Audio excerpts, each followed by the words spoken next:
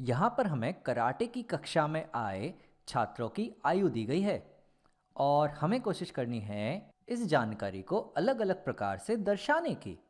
तो सबसे पहला जो प्रकार है वो है बारंबारता सारणी। तो मैं यहाँ लिखता हूँ, जो सबसे पहला प्रकार है वो है बारंबारता सारणी। अब ये बारंबारता क्या होता है? बारंबारता यानी कि कोई भी चीज़ आप कितनी बार करते हैं। जैसे कि यहाँ पे जो 5 वर्ष की आयु है वो 2 बार है, तो 5 वर्ष की आयु 2 बार आ रही है। तो ये कितनी बार आ रही है उसे हम कहते हैं बारंबारता। तो हम जो पहला प्रकार पढ़ने वाले हैं इस जानकारी को निरूपित करने का, वो है बारंबारता सारणी।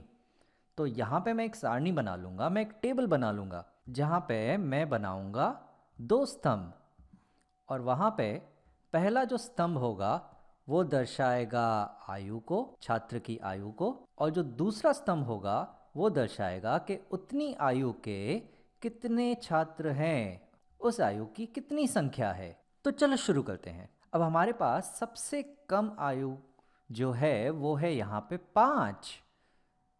तो मैं आयु यहाँ पे शुरू करता हूँ 5 से। अब यहाँ मुझे लिखनी है कि 5 वर्ष के कितने छात्र हैं, कितनी संख्याएं हैं या कितनी बारंबारता है। तो 5 वर्ष के यहाँ पे मुझे 1 और ये 2 और आगे तो कहीं नहीं है, तो 5 वर्ष के 2 छात्र हैं। और इसी तरह से अब मैं आगे लिखता हूँ 6 वर्ष।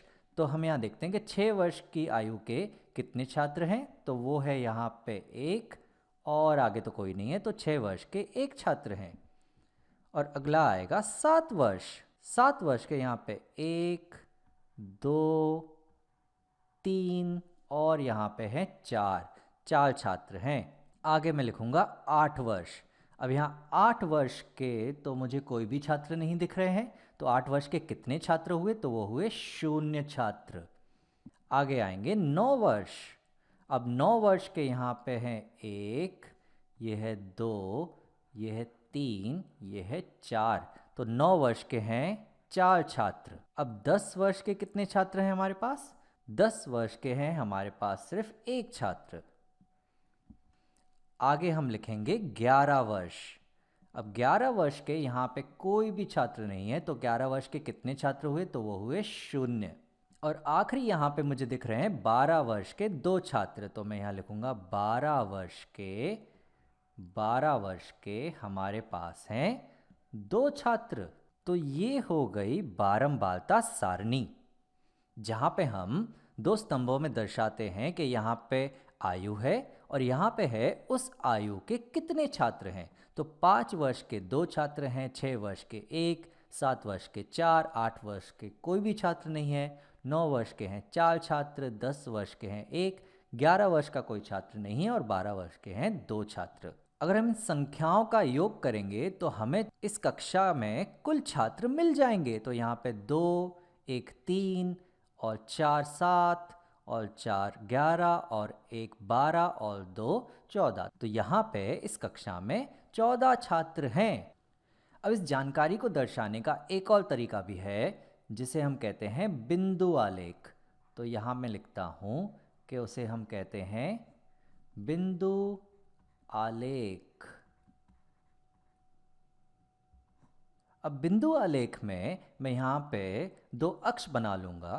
तो यहाँ पे मैं बनाता हूँ क्षैतिज अक्ष और मैं बनाऊँगा एक ऊर्ध्वाधर अक्ष। अब क्षैतिज अक्ष में मैं लिखूँगा आयु। तो यहाँ पे जो आयु है वो है हमारे पास है 5, फिर है हमारे पास 6, फिर है हमारे पास 7, फिर है 8, फिर है 9, फिर है 10 और है हमारे पास 11 और है हमारे पास 12। और ऊर्ध्वाधर अक्ष में हम लिखेंगे कि इतनी आयु के कितने छात्र हैं, यानी कि यहाँ पे आएंगी उनकी संख्या। अब यहाँ पे हमने देखा कि 5 वर्ष के 2 छात्र हैं, तो 5 वर्ष के आयु के ऊपर यहाँ पे मैं 2 बिंदु बना दूंगा, जो दर्शाएगा कि 5 वर्ष के हैं 2 छात्र। यहाँ पे 6 वर्ष के हैं 1 छात्र, तो यहाँ पे मैं 1 बिंदु बनाऊंगा। 7 वर्ष के हैं 4 छात्र, तो यहाँ पे मैं बनाऊंगा 4 बिंदु जो दर्शाएंगे कि 7 वर्ष के 4 छात्र हैं। 8 वर्ष के हमारे पास कोई भी छात्र नहीं है, तो यहाँ पे मैं कोई भी बिंदु नहीं बनाऊंगा। 9 वर्ष के हमारे पास हैं 4 छात्र, तो यहाँ पे मैं फिर से 4 बिंदु बनाऊंगा जो दर्शाएंगे कि 9 वर्ष के हैं कुल 4 छात्र। 10 वर्ष के एक छात्र हैं, तो यहाँ पे एक बिंदु आ जाएगा। 11 वर्ष के कोई छात्र नहीं है, तो यहाँ पे मैं कोई बिंदु नहीं बनाऊंगा। और आखिर 12 वर्ष के हमारे पास हैं 2 छात्र, तो यहाँ पे मैं बनाऊंगा 2 बिंदु। तो इस तरह से जब हम जानकारी को दर्शाते हैं तो इसे हम कहते हैं बिंदु आलेख। अब यहाँ पर हम इस जानकारी को देखते हुए अलग अलग प्रश्न पूछ सकते हैं कि जैसे कि इन आंकड़ों का परिसर क्या है। तो यहाँ पे मैं लिखता हूँ कि मैं जानना चाहता हूँ कि इन आंकड़ों का परिसर क्या है। अब परिसर जो होता है वो होता है सबसे अधिक संख्या और सबसे न्यूनतम संख्या के बीच का अंतर। तो यहाँ पे जो सबसे अधिक आयु है वो है 12 और सबसे न्यूनतम सबसे कम आयु है 5। तो यहाँ पे जो परिसर होगा वो होगा 12-5। यहाँ से भी अगर हम देखें तो ये सबसे अधिक आयु है 12 और सबसे कम आयु है 5। तो जो परिसर होगा वो होगा 12-5, यानी कि परिसर आ जाएगा हमारा 7। तो ये होता है परिसर।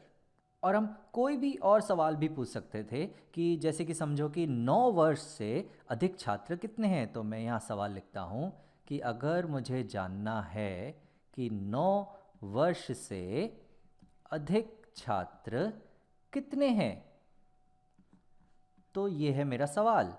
अब वो मैं जानकारी यहाँ से भी देख सकता हूँ या यहाँ से भी देख सकता हूँ। तो अगर तुम देखो यहाँ पे तो 5, 6, 7, 8, 9, तो हमें चाहिए 9 वर्ष से अधिक छात्र। तो 9 वर्ष से अधिक छात्र यहाँ पे है 10, 11, 12। यहाँ पे 1 बिंदु, 2 बिंदु, 3 बिंदु, यानी 9 वर्ष से अधिक हैं हमारे पास 3 बिंदु, यानी कि 3 छात्र हैं। और अगर हम यहाँ से भी देखें तो यहाँ पे 5, 6, 7, 8, 9, यहाँ पे हमें चाहिए 9 से ज़्यादा। तो 10, 11, 12 उम्र के यहाँ पे हैं 1, 0 और 2, यानी कि कुल 3 छात्र। तो वो मैं यहाँ से देखूँ या यहाँ से देखूँ, 9 वर्ष से अधिक जो छात्र हैं वो हैं 3।